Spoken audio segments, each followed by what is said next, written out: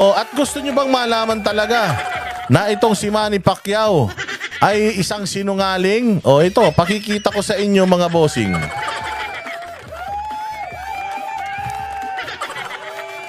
O ayan, ipakita natin.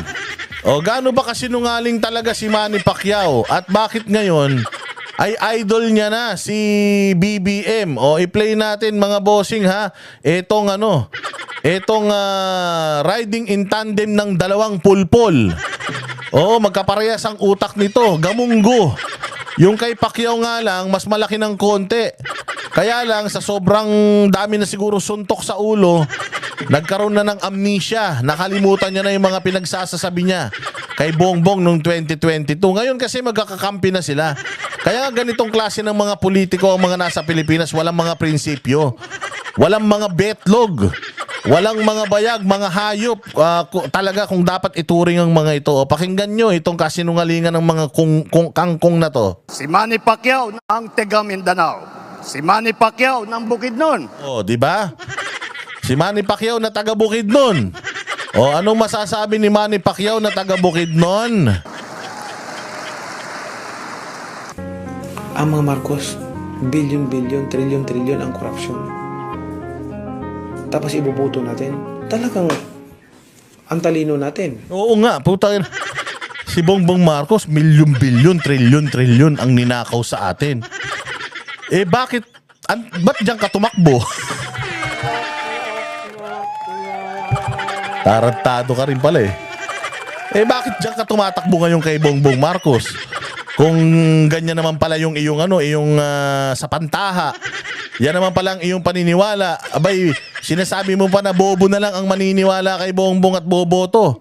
Putang ina, ikaw hindi ka na nga bumoto kay Bongbong, kumampi ka pa. Hinayupak ka. O sige, diretso. Di ba? Ang talino talaga natin.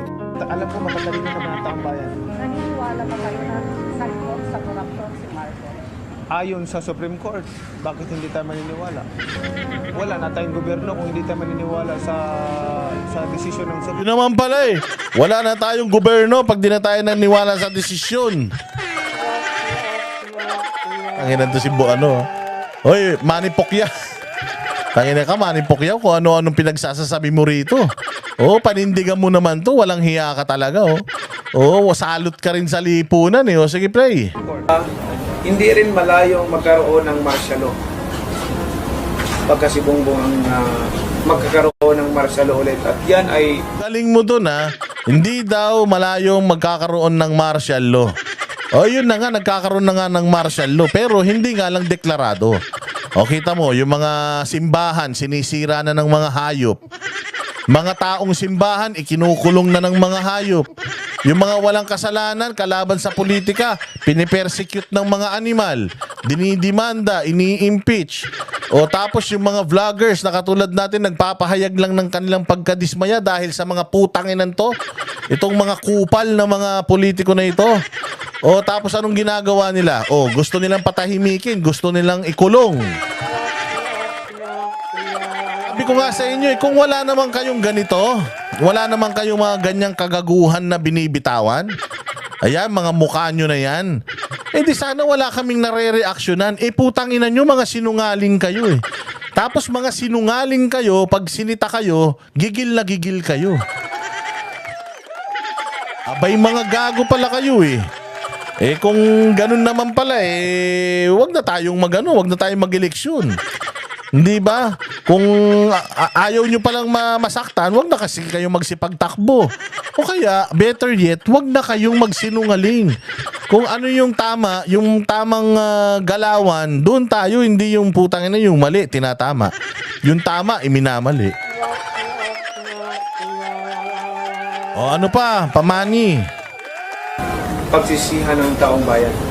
Pag-isipan ninyong mabuti dahil ang pagsisisi laging nasa uli. Mark my word.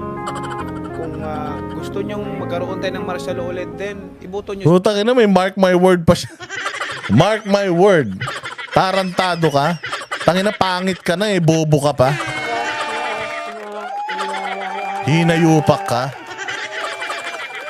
Tapos sasabihin mo, mark my word, magkaka-martial law. Eh bakit nandudun ka?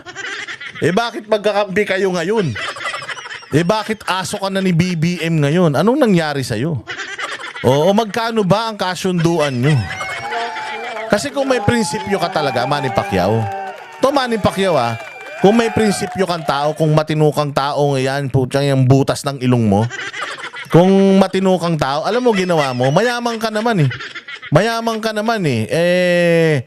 Sana ginawa mo, nag-independent ka na lang. Nung ang independent ka, tumatakbo kang tumatakbo kang presidente dun sa, di ba, hinatin yung dalawa yung PDP.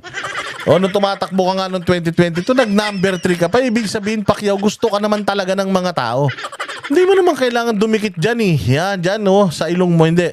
Hindi mo naman kailangan dumikit dyan kay BBM para lang manalo ka eh. Kasi naman, gusto ka naman ng taong bayan dahil ang puso mo pangmasa naman talaga eh. O kaya lang, dito sa ginawa mong pagtatraidor sa mga Duterte at pagkampi sa mga magnanakaw sa gobyerno, putang ina mo, Manny Pacquiao. Oo, dapat sa'yo, makarma ka ding hayop ka.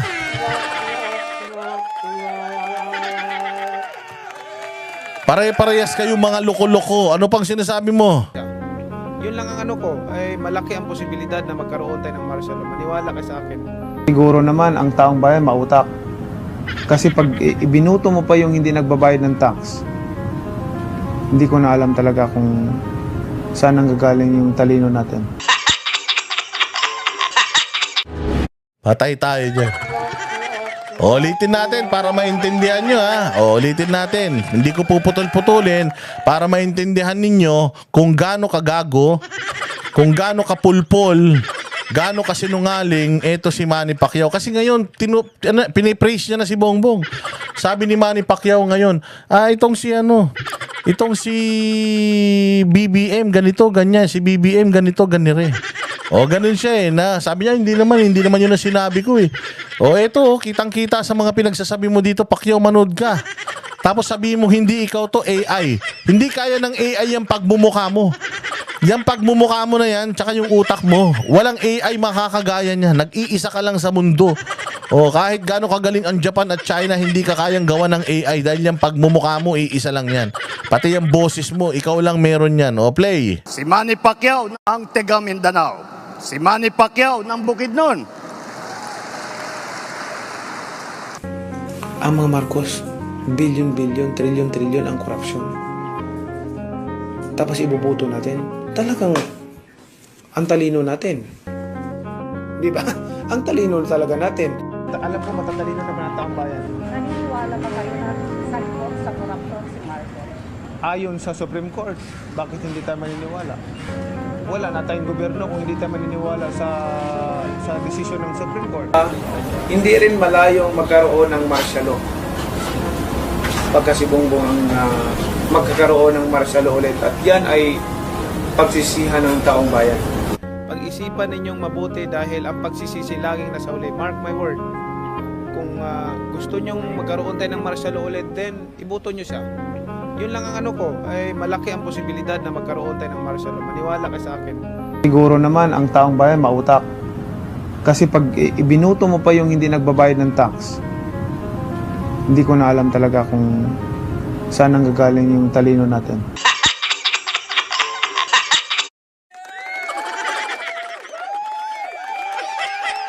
O ayan, malinaw pa sa sikat ng araw kung gaano tayo tinatarantado nitong si Manny Pacquiao na to.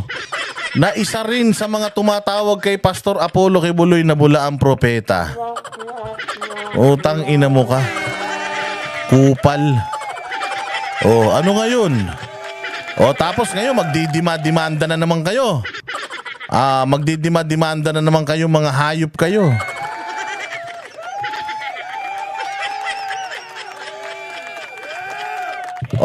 Tapos ngayon, anong sabi ni Bongbong Marcos nung nakaraan? Ang sabi ni Bongbong Marcos nung nakaraan, mga bossing sabi ni Bongbong Marcos nung nakaraan, mga pinabili na suka. May mga ganun pa siyang sinasabi, mga pinabili na suka, mga kung ano-ano. Tapos biglang kinaumagahan, binago niya yung kanyang statement. Biglang nagbago ng statement. na kesyo, maraming mga nabitawan na masasakit na salita. At wag po kayo mag-alala. Wag po kayo mag-alala kasi pag natapos ang lahat ng ito ay balik tayo sa dati. Bongbong, doon ka nagkakamali sa totoo lang.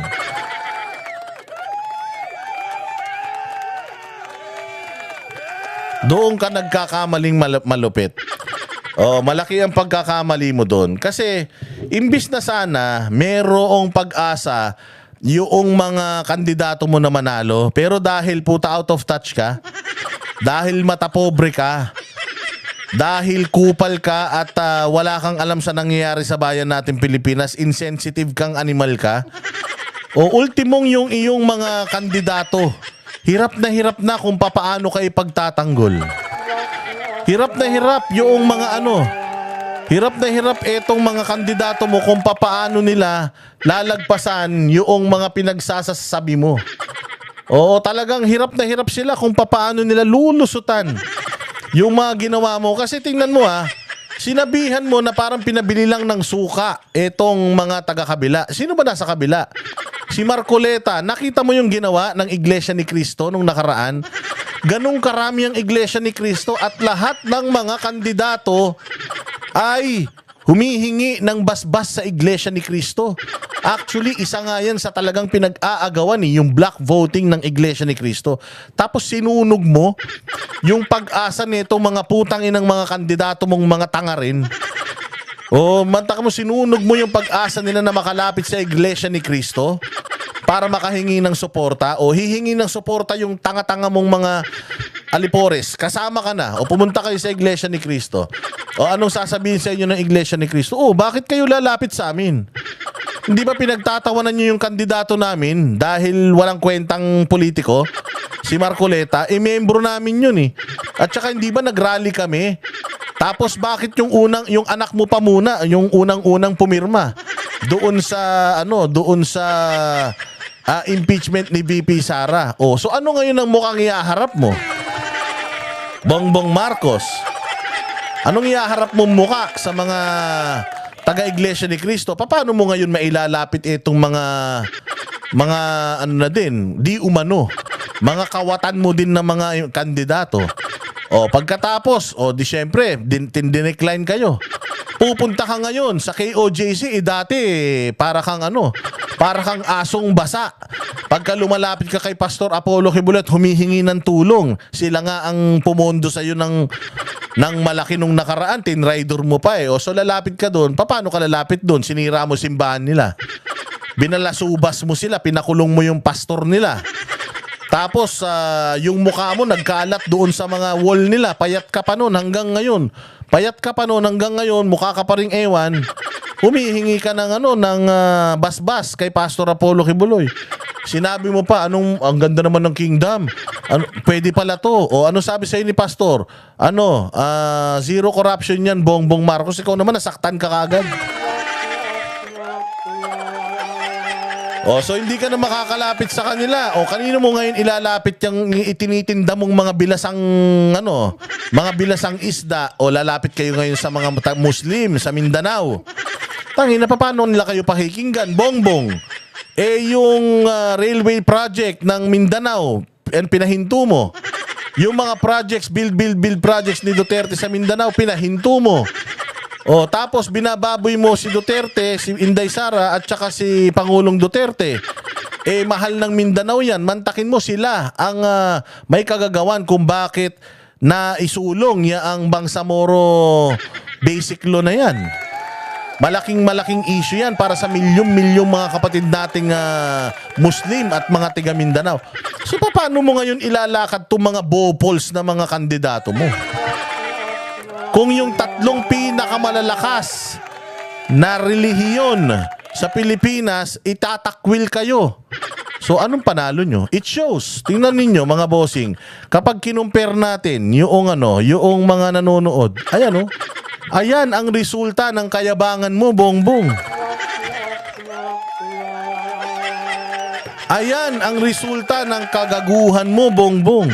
Na sa kagustuhan mo lang na makagante sa mga kalaban mo, pucha, tinanggalan mo ng karapatang manalo yang mga ikinakandidato mo. Kaya yes, sa inyo na yung 12 na mga kandidato, pero kung hindi naman kayo mananalo, o tingnan mo ang sinasabi, ng mga kandidato mo.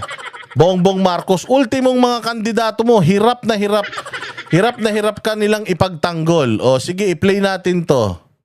Ng mga botante ang senatorial slate ng administrasyon.